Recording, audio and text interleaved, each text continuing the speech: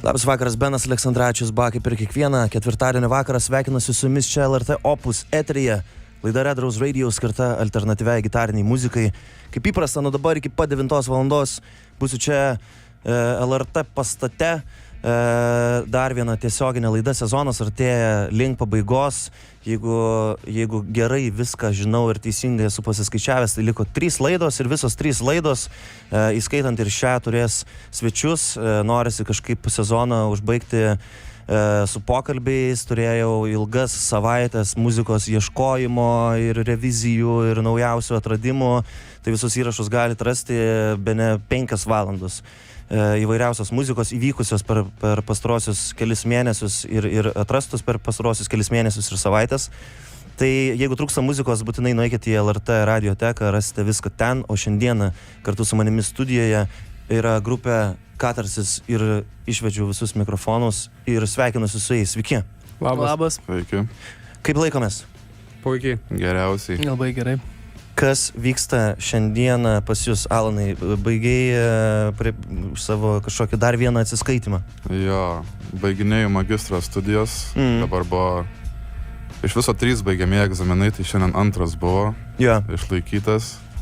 Liko paskutinis, rašto darbą jau pridaviau. Tai visai excited šiandien kažkaip, nežinau, gera diena, geras oras, geri vaibai. Esu nusiteikęs šiandien. Vyksta Eurovizija.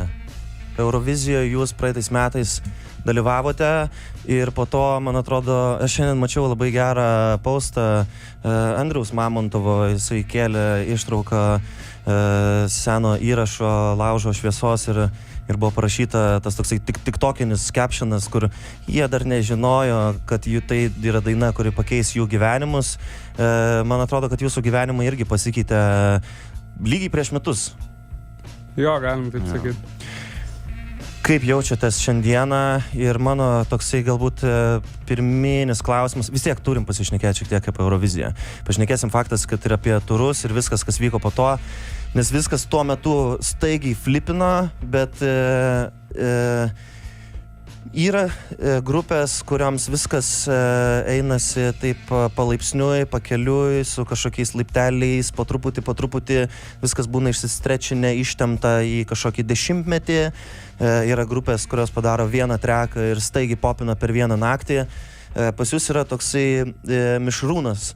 Tu, Lukai, kūrei muziką dar gyvenamas Klaipėdoje ir buvo tas toksai tavo solinis projektas. Po to dabar, kaip suprantu ir kaip jau po truputį matosi, kad jūs ant scenos stovit dabar 3, buvot 4, galėsim trumpai ir apie tai pasišnekėti, nors aš įsivaizduoju, kad apie tai jau buvo šnekėta, bet neišvengsim ir šitos temos. Bet šiuo metu jūs jau esate grupė. Tai nėra kaip tu pats ir kaip jūs patys dabar save traktuojat? Ar grupė Katarsis, ar atlikėjas Katarsis su užnagariu? Kokia yra jūsų dabartinė situacija ir stadija? Grupė visiškai. Kažkaip kuo toliau, tuo dar labiau suseinam ties visais dalykais. Pačioj pradžioje aš vienas muziką kurdavau, tada grupės rolė būdavo koncertam pasiruošt, koncertus grot. Taip. Plius minus iki Eurovizijos netgi kažkas tokio buvo, bet kažkaip per tą laiką vis atsirado daugiau jau visų inputo ir dabar, kad darom, ką ruošiam į ateitį, jau tikrai yra pilnas grupės darbas. Bet albumas Žiedlapis tau, tai vis tiek tai nebuvo grupės albumas, jūsų naujausias? Ar tu jau galvoji, kad čia buvo tas toksai pereinamasis etapas į tai, kas vyksta šiandien? Gal gavos, bet gal nebandžiau, kad jis būtų kažkoks pereinamasis. Jisai turėjo 2 dainas. Vienoje buvo Alonas co-writeris, kitoje buvo Jokūbas co-writeris, bet čia pagrindę aš vienas rašiau. Bet kažkaip, sunku gal atrasti tą dinamiką kartu daryti, kai tiek laiko aš viską vienas darau. Tai pabiški per tokius bandymus vis daugiau kažką kartu darom. Tai kaip išsikėpė albumas, taip, tai vis tiek daugumoje aš viską dariau. Kaip vyksta dabar šiuo metu tas skiepas įeinantis kitų grupės narių, kaip tau pačiam iš savo pusės? Aš įsivaizduoju, kad pradžioje tikrai buvo sunku įsileisti kažkokį tai žmogų. Aš atsimenu pats save, turiu kaip pavyzdį, galiu, žinai, savo visą turėti prieš save pasimti. Tai sunku yra įsileisti žmonės, nes tu galvoji, kad aš padariau gabalą ir jis turi būti toks ir ne kitoks, nes tai yra mano idėja, mano mintis ir panašiai, kaip tau buvo, nes mes kalbam apie metus, tai yra labai, labai trumpas laiko tarpas ir visas tas pokytis, prasidant nuo Eurovizijos, kur jūs lipot kaip grupė, bet nekūrėt kaip grupė ir dabar po truputį vis kažkas atsiranda daugiau. Kaip visas šitas dalykas tau? Aš manau, kad čia visas šitas dalykas prasidėjo tiesiog nuo to momento, kada mes tik grot pradėjom. Nes ir grojime buvo tam tikrai preferences, pavyzdžiui, kaip Alanas tuo metu būtų grojęs, o man nepatiko ir kažkaip tada vorkinam per tą, kažkaip keičiam. Tai daug labiau... Nepatiko kas kaip groja? Ką groja? Tam tikros partijos gal kažkaip kitaip grotų arba ne iki galo supranta, ko aš norėčiau. Daug tokios komunikacijos, tai per laiką pradedi kažkaip vienas kitą labiau suprast. Ir gal jau tas dalykas pradėjo judėti ir prieš Euroviziją, bet Eurovizija gal buvo pagrindinis momentas, kada mes kaip grupė jau taip labai pilnai susilipdėm ir mes turėjom ką veikti. Pilnai atsirado daug koncertų, atsirado daug žmonių, kas nori ateiti į koncertus, atsirado kas nori klausyti muzikos. Tada ta veikla patapo aktyvesnė. Dėl to per ją ir tas visas lipinimasis spartesnis patapo. Jūs realiai turėjot susiklijuoti labiau ne per grojimą, o per buvimą kartu, nes į Euroviziją išvažiavot ir jūs tiesiog turėjot hangint visą laiką kartu, nors tai kaip ir galima buvo traktuoti kaip grupė, bet iki tol tu vis tiek viską darei vienas. Man atrodo, kad čia yra tokia paslauga savo iš tos proceso pusės, kad jūs labiau susipažįstat, kai jau esat įmesti į karštą tokią ugnį, kaip bulvė ir turit susibendrauti ir tada iš to kažkaip atsiranda visas grupės momentas. Kaip grupės nariams visas tas toksai staigus atėjimas ir tapimas grupe, kai tu atrodo kaip ir stovi šalia, bet turi jau stovėti kaip ir kartu, 4, 3, toksai, žinai, įmestas iš karto į bendrą nuotrauką, bet ar jūs jautėtės bendroj toj nuotraukai visi kartu, ar vis dar tokie stovėdami šalia kažkur šešėlyje, kaip neatrakinti veikėjai per Tony Hawk arba NBA? Aš asmeniškai kažkaip žiauriai džiaugiuosi visų pirma, kad nuėjom visgi Euroviziją ir apskritai, kad įvyko šitas mums challenge'as visom prasmėm, ten tiek niekada nebuvom interviu tiek davę, niekada nebuvom tiesiog užplūsti tiek dėmesio ir gal ir grojimo prasme Lukas visą laiką kūrė ir mes nebuvo taip, kad visi buvom super įsijungę, bet kažkaip būtent šitas visas eurovizinis periodas tikrai suklijavo iš esmės, kad dabar labai kaip tik norisi dasidėti ir norisi kartu daryti dalykus. Atsiloš. Ne tik tas, ta prasme, kažkaip, man atrodo, mes nuo pat grupės prisijungimo ten su Alanu žiūrėjom rimtai labai į kaip grojam, kaip koncertuose pasirodom, bet tiesiog, kai pamatėm visiškai tą naują Eurovizijos pasaulį, gal, man atrodo, atsenlokino dar truputį kažkoks tiesiog dar gilesnis appreciationas to viso, kame mes esame ir ką mes turim. Jo. Alanai ir Jokūbai, jums vis tiek yra toksai prieš Euroviziją gal vieni prioritetai buvo, tada Eurovizijos metu dar kaip ir neaišku, tada po Eurovizijos staigiai viskas šauna į viršų. Kaip pavyksta susiderinti? Tu turi dar akli grupę, kurioje groji, kuri buvo dar anksčiau tau, žinai, svarbus elementas gyvenime. Kaip pavyksta susiderinti visus tos dalykus ir būti svarbių elementų tiek vienoj, tiek kitoj pusėje? Tai čia šiaip nėra labai paprasta, nes aš kažkaip galvoju, kad visgi grot 10 grupių gal ir įmanoma, bet dasidėti kažkaip kūrybiškai ir įdėti savęs ten 10 grupių visgi, pavyzdžiui, man asmeniškai būtų sunku. Tai aš džiaugiuosi dabar, kad abiejose šitose projektuose esu, nes Lukui dabar iš esmės gera tiesiog bandyti prisidėti prie dainų ir fainai iš tikrųjų, kai išeina kažką kartu išgimdyti. Gal tų momentų kol kas dar nebuvo super daug, bet tiesiog juos labai vertinu. O su akli iš esmės tokia labiau dinamika irgi, kad Kristijonas yra dainų rašytojas. Bet tiesiog iš esmės skirtingi žmonės skirtingai dirba, čia iš esmės įsijungia ir asmenybės įvairios ir tiesiog nežinau, man tai labai patinka, ką aš darau iš esmės ir patinka dabar, kad esu šitose 2 projektuose ir net nenorėčiau dabar kažkaip kurti dar kitame, pavyzdžiui, prisijungti. Aš kažkaip, nežinau, aš dar prieš pat Euroviziją ir įstojau tą magistrą ir pradėjau studijuoti ir per kelis bandus irgi grojau. Ir nelabai žinojau, tipo, ką šiaip norėsiu gyvenime daryti. Tipo, galvojau, jau yra gerai, tipo, jau groju tipo, banduose, kur man patinka muzika. Darai tą, ką nori daryti, bet neaišku, ar galės rimtai stovėti ant kojų. Jo, ir kažkaip, ir aš visą tą Eurovizijos kažkaip reikalą skeptiškai žiūrėjau. Man jau buvo tas... Ar tu buvai tas... Aš buvau tas, kur sakiau, kad jeigu...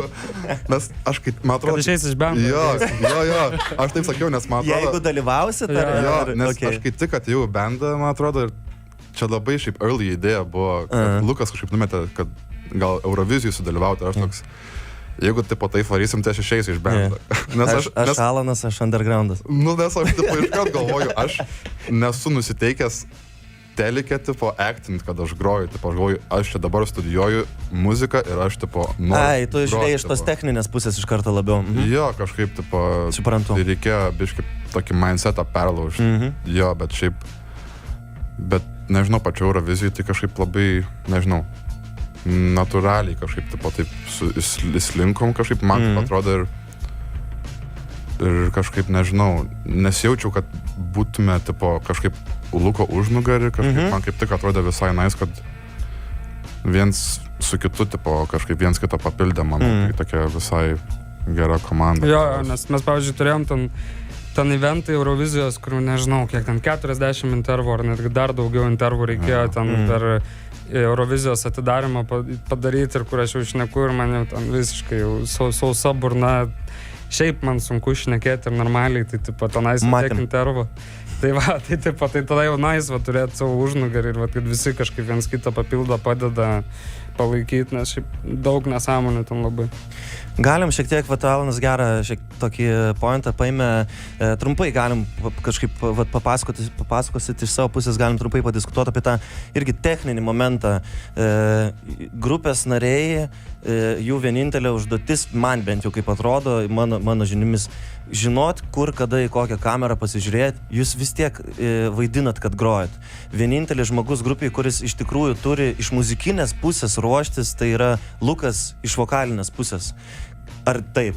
Ja. Aš tai noriu pasakyti, kad visi, tipo, kai grįžau iš Eurovizijos, tipo, pas mane, tipo, ten ar šeima, tipo, ar ten draugai klausė, tai kaip sekės, tipo, ar ten sunku buvo, ir aš visą laiką visiems sakau, mum iš vis ten, man tai ten atostogas buvo, man ten reikėjo tiesiog ateit ant scenos, atsistot, taip, ale pagrot ir aš, tipo, jau ten belia kaip stengiaus, net nusiderinau į drop 2, aprimės, kad groju, ir man tiesiog reikėjo nueit nuo scenos pradžios iki priekio ir viskas, man ten 2 savaitės tokio visai relakso buvo, ten, sakau, Lukas. Pažiūrėt, pastebėt procesą. Jo, man ten jokios kameros, man ten nieko nereikėjo daryti, prasme, Jokūbai tiesiog pasėdėti reikėjo. Jo, bet vis tiek, ta pačiu dabar pagalvojau, keista vis tiek buvo, kad, gal ne keista, tiesiog tikrai vis tiek jaučiau jaudulio, nes čia buvo toksai labiau gal tiesiog iš esmės esi didelio dalyko dalis ir tiesiog norisi vis tiek kuo geriau reprezentuoti, tai tuo atveju kuo geriau suvaidinti, tada iš esmės ten... Tėvai žiūri. Gal mums nebūtų buvę problemų, tiesiog mums nebūtų buvę problemos ir grojimo, groti tiesiog, bet čia gal tiesiog į tai pasižiūrėti, gal reikia biškį tiesiog paprasčiau iš esmės ir tiesiog tiek to nesureikšminti, aišku. Jo. Nes aš atsimenu, kai jūs tik tai grįžot, kažkaip po jūsų grįžimo, pirmas jūsų, jeigu gerai atsimenu, pirmas ar vienas pirmųjų stojimų, bent jau kurį aš mačiau, tai buvo prie Balto tilto renginys bendras, ant daug grupių grojo ir jūs, man atrodo, ten ar uždarinėjot, ar kažkaip lingalo buvot ir aš galvoju, pagaliau išgirsim pirmą kartą gyvai, kaip groja bendas tą kūrinį. Kai čia buvo prieš. Čia buvo prieš žemę. Bet čia buvo vis tiek jau, kada buvom išrinkti. Kai buvo, teisingai. Tai irgi buvo jau tas pirmas kartas, kaip gyvai suskamba. Nes kai tu tiek daug kartų matai visas tas atrankas, viską ir tada norisi pasižiūrėti, kaip iš tikrųjų ta grupė skamba gyvai. Tai buvo toksai geras, fainas, gražus momentas, kai žmonės žino dainą ir jūs pasitikinti savim, užlipat ir gyvai sugrojat tą kūrinį. Visai neužilgo išeisim, pasiklausysim šiek tiek muzikos jeigu ką tik įsijungėte, čia Red Rose Radio, šiandieną kartu su manimi yra grupė Katarsis ir pasiklausom muzikos, kad žmonės biški taip nepavargtų nuo mūsų greitakalbės. Iš karto po to sugrįšim, pasišnekėsim apie naujausią albumą, apie turbūt kažkokį artėjantį albumą, nes žinau, kad vyksta vis tiek kažkokie įrašai. Normalu, kad jie turi vykti, kai esi ant kažkokios bangelės geros, jos reikia nepaleisti. Tai, žodžiu, pasilikit, pasiklausom šiek tiek muzikos, visai neužilgo grįšim čia į Opuso studiją su Katarsiu. Sudriekusios šlapios rankos nesupranta, kas ką tik įvyko, bando atsukinėti streamą ir tiesiog klykia, žiūrėdamas į jūsų plakatus pakabintus palubėje. Kas čia ką tik įvyko?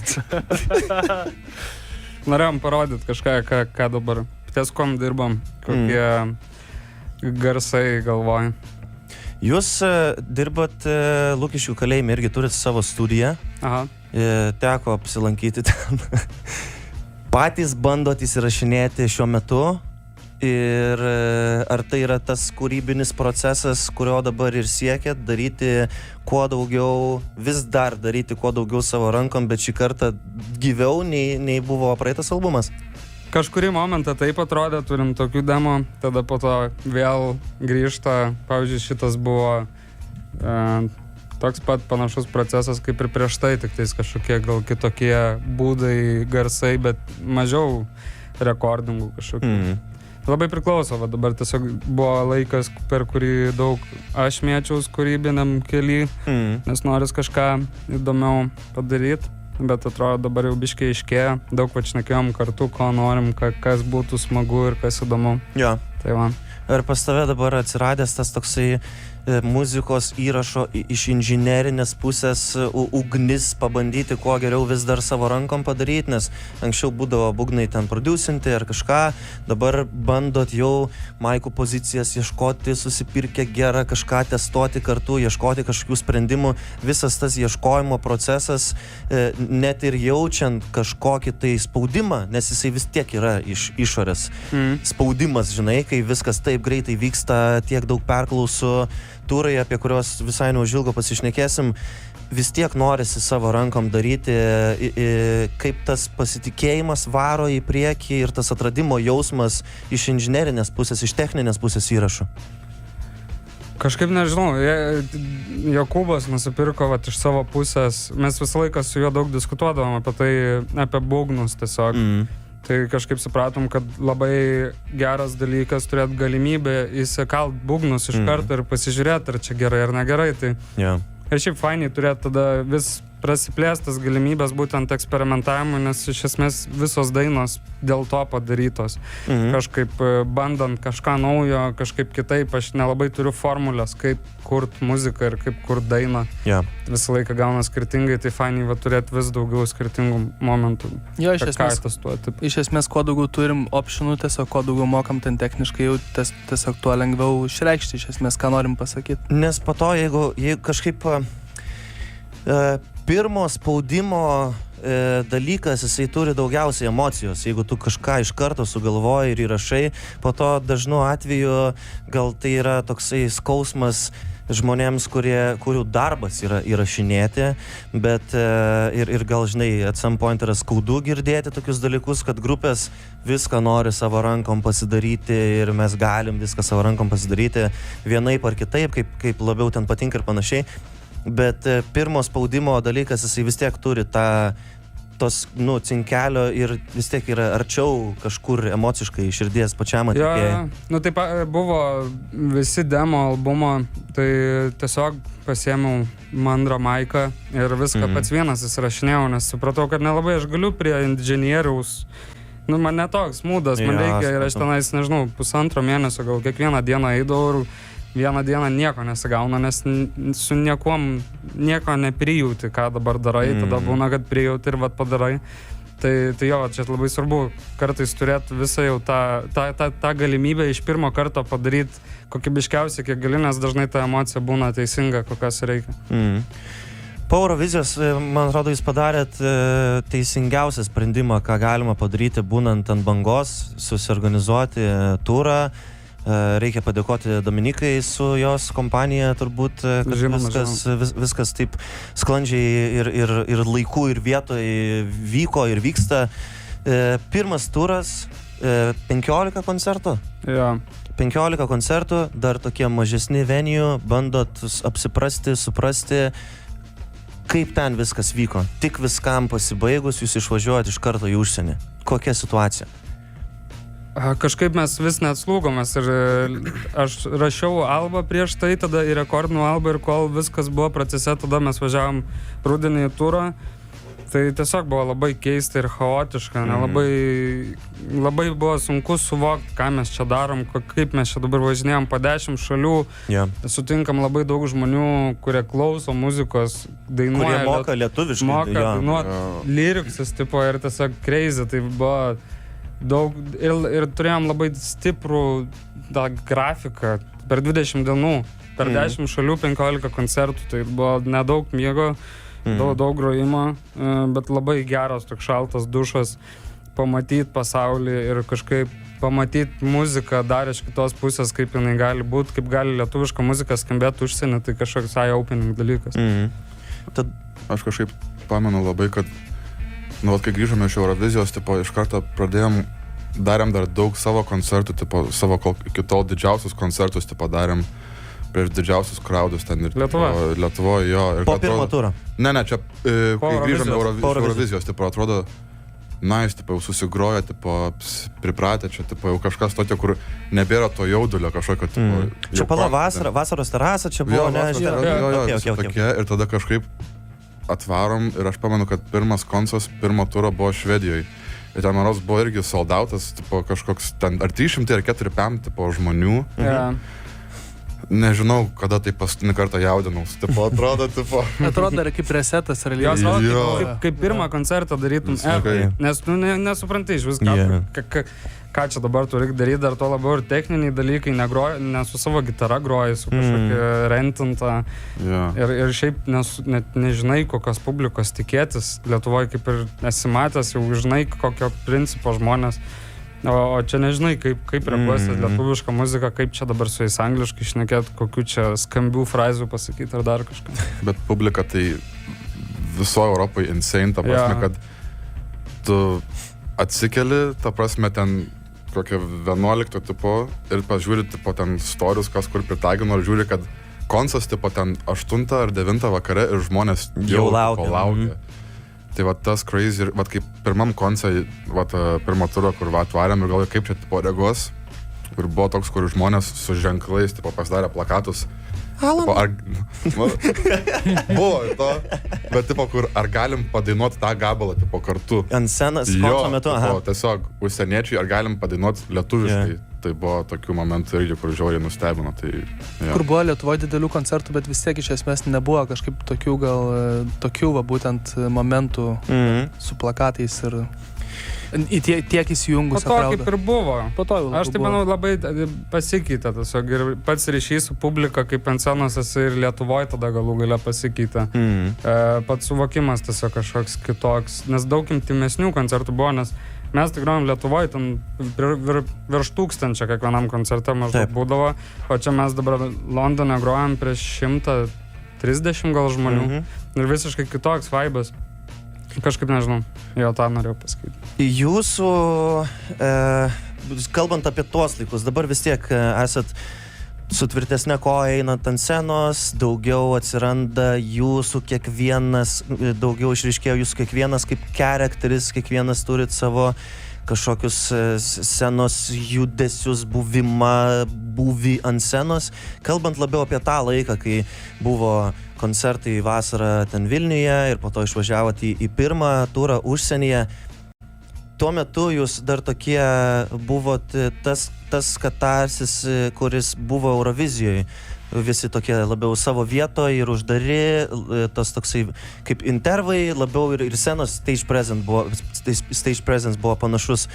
Kur labiau publikos buvo veidrodis, ar Lietuvoje visi irgi jūsų koncertų klausė, taip kažkaip ramiai įsiklausydavo ir tada, kai jūs nuvažiuodavot į užsienį, nesvarbu, ką jūs begrotumėt, jiems tiesiog yra gera jūs matyti ir jie yra žiauriai užsivedę ir jie draskosi dėl jūsų. Kaip skiriasi tuo metu auditorijos ir bendravimas su publika? Ar Lietuvoje visi jau tokie, nu jo, čia ta chebra iš Eurovizijos, mes atvarėm pasižiūrėti, kaip jie groja gyvai, o užsienyje jūs jau po truputį pradėjot tapti starsais.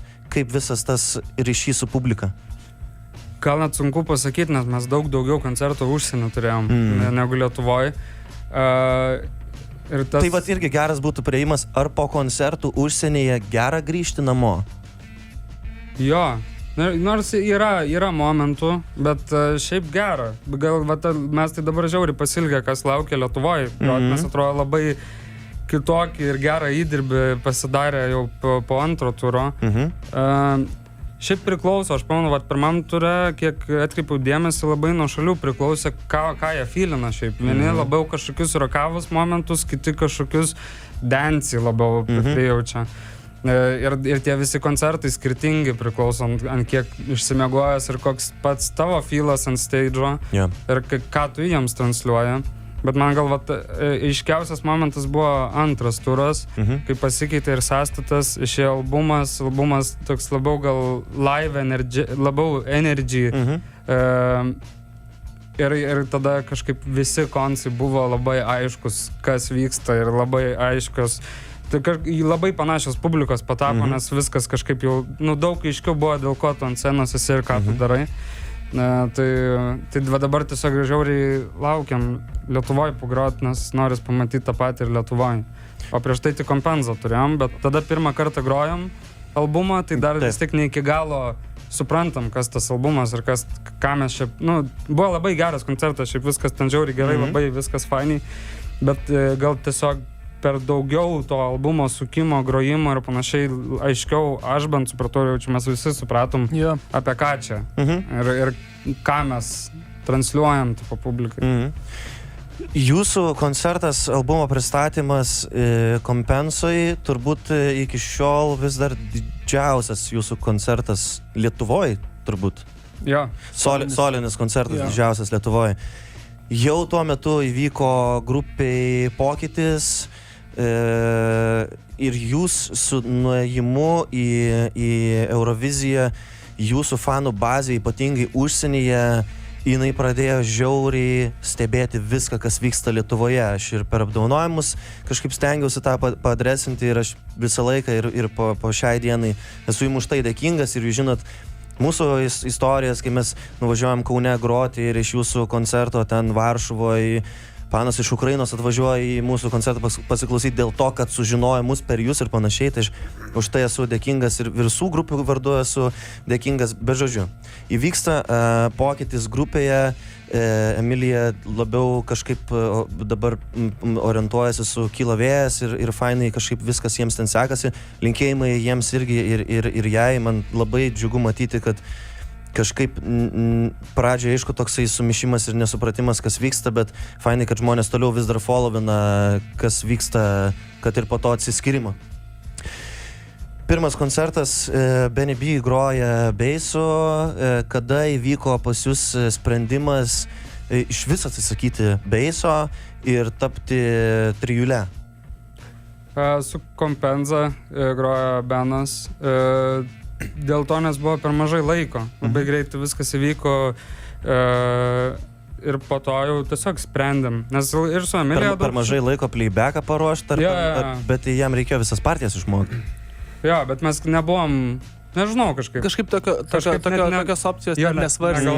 Tiesiog per didelis koncas, kad iš karto bandyt susimažinti iki 3 narių, norėsi pakaitinį žmogų pasiimti. Jo, ten buvo savaitę laiko, ten labai mažai laiko. Žinant Benny B, tai jam yra 4 dienom per daug. Šiaip jo. Bet po to kažkaip tiesiog diskutavom ir supratom pagal situaciją, kad net nelabai mes spėtume ir nelabai gal norim imt kažką, nes labai toks unikalus dalykas į tą turą varyt. Ir ne vien, kad tu ten jame groji, bet tu turi viens kitą toleruoti ilgą laiką, būt kartu tam pačiam kambarį, maltis ir panašiai, ir kažką dabar taip... Per mažai laiko kažką naujo prisijaukinti. Jo, ir kad būtų fainiai tam turė, tai kažkaip nuvarėm ir žiauriai jaudinaus pirmą koncertą. Pirmas koncertas buvo Amsterdame ir po jo iškart supratau, kad čia taip reikia daryti ir kad čia dabar labai geras kelias mums. Jo, nes iš esmės, kai dabar kažkaip 3 esam ant stage'o ir bassas groja tiesiog iš esmės iš playbacko. Bet tas bassas iš playbacko, jisai yra įrašytas? Jisai įrašytas, jo. Okay. Tai iš esmės tiesiog atsirado daugiau kažkaip laisvės patiem performint. Tiesiog pasijautė kažkaip iš mūsų visų, man asmeniškai toksai tiesiog išsilaisvimo momentas, tipo, kaip ir sakėjai, atradom kažkokius labiau charakterius. Daugiau vietos pašokinėti. Ir tuo pačiu tiesiog albas net visai to ir reikalauja, tipo, tokio viso momento, tai kažkaip viskas taip gavos. Bet tuo pačiu atsirado daugiau laisvės sąlyginai, nes jūs visą laiką esate įstatyti į rėmus. Ar jūs pasiruošėte atitinkamai nuo koncerto kažkokią tai livinę versiją, adaptaciją, pagalvojate iš anksto, nes tu turi griaučius. Tu negali per koncą kažkurioje vietoje daugiau užsigroti, nebent pabaigoje kažkur. Nebent Jokūbas išjungs kliką vidury gabalo, susidairė su jumis ir jūs sakysit, davai dabar lesam, žinai. Kaip visas šitas toksai, kad jūs dabar esat tokiose rėmose šiek tiek? Kažkaip mes viską, net ir prieš turint visus playbackus ir grojant ant kliko, mes visą laiką stengdom viską gerai išrepetuoti ir išmastyti, nepersisvaigt per daug koncertuose, kažkaip, kad viskas aišku ir fainiai būtų. Tai nebuvo gal šitas labai keistas dalykas mums, kad mes kažkaip tiesiog viską susistatėm, iš karto pasidarėm, sugalvojom partijas, sugalvojom pratęsimus, tada sugalvojom irgi momentus koncerte, kurie nereikalauja kliko ir beiso. Taip. Kur tiesiog gyvo momento noris, tai kažkaip viskas galų gale gavos labai fainiai. Jo, ir tiesiog viskas kažkaip dabar gerai iš esmės skamba šiam momentui labai ir, ir turim tiesiog ir tokių labai flexible momentų, kur labiau ten su publika, Lukas tiesiog dainuoja, pavyzdžiui. Bet gal iš esmės labiau kaip sakai, muzikinė prasme šiek tiek įrėmina, bet labiau kažkaip performanso prasme tiesiog išlaisvina, kur gali mąstyti apie kitus šiek tiek dalykus. Paklausom dar šiek tiek muzikos, šiaip liko mažiau nei 20 minučių iki 9 valandos. Šiandien čia Red Rose Radio laidoje kartu su manimi grupė Katarsis. Aš jaučiu visą laiką skirtingai, sakau Katarsis arba Katarsis. Tai šį kartą sakau Katarsis ir neužilgo visai sugrįšime čia. Laida artėja link pabaigos, bet dar tikrai turim apie ką pasišnekėti, nes artėja dideli koncertai, artėja vasaros sezonas, visiems turbūt įtempčiausias ir dar žinėjo, rugpjūčio mėnesį laukia. Dabar pašnekėjom apie Kompensą, kad tai buvo didžiausias solinis koncertas Lietuvoje. Panašu, jog artėja kitas didžiausias koncertas. Apie tai ir pasišnekėsim visai neužilgo. Pasilikit su Opusu, čia Red Rose Radio. Lieka kiek daugiau nei 10 minučių iki 9 valandos. Čia Red Rose Radio 32 epizodas. Ieškau, radau. 32 epizodas. Kitą savaitę, lygiai po savaitės svečiuose solo ansamblis. Išskirsim laidą, papasakoti viską apie Juodą Vilnių.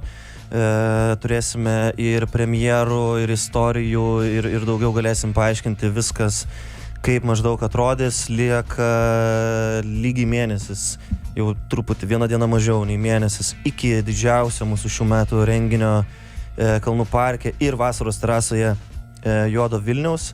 Tai kitą savaitę įsijunkit, jeigu norit sužinoti kažką daugiau apie tai. Ir paskutinė sezono laida bus su grupė Akli, kurie irgi ruošiasi savo releasui. Apie tai pasišnekėsim vėliau, o dabar dar su manimi yra grupė Katarsis, lieka mažiau nei 10 minučių iki 9.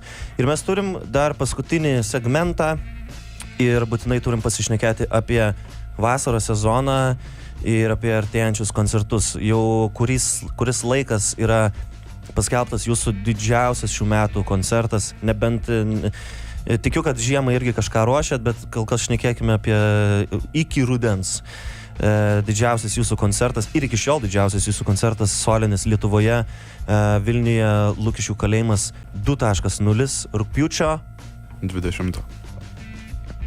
Papasakokit, ką nors apie tą koncertą. Ir kitą savaitę grojat Kaune beje. Jo, dar grosim Palangoj. Jo, Palangoj dar koncertas, bet Kaune kitą savaitę koncertas nemokamas, man atrodo, jeigu neklystu. Nemokamas. O dar kitą savaitę mokamas. Šiaip turėsim 2 solinius savo koncertus, tai bus Palangoje vienas. Oldmane. Jo, Oldmane ir bus Lukiškėse. Tai kažkaip aš tai belekai plaukiu, nes visiškai atrodo pasikeitė. Kaip minėjau, po antro turo visas mūdas ir garsas, viskas, nežinau, tiesiog noras būti ant stage'o.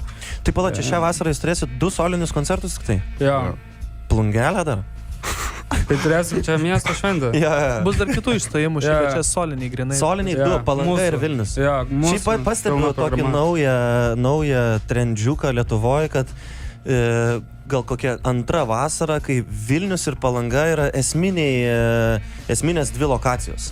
Nes Palanga išsijudino per pastarosius keletą metų Lietuvoje, toks sweet spotas pasidarė ir Kupeta, ir Oldmanas žiauriai gerai juda. Mačiau Frifinga irgi ten artėja link soldautų, tai kažkaip smagu. Gerai, jūsų 2 soliniai koncertai, Palanga ir Vilnius. Palanga arti bus Vilniaus, ar pašnekėkime apie datas? Palanga birželį. Okay. Jo. Ai, kažkaip panašiai su Juodu Vilniu, man atrodo, ar ne? Jo, mes 12 dieną. Oi. Tada... Kas atveš Vilnių jūs?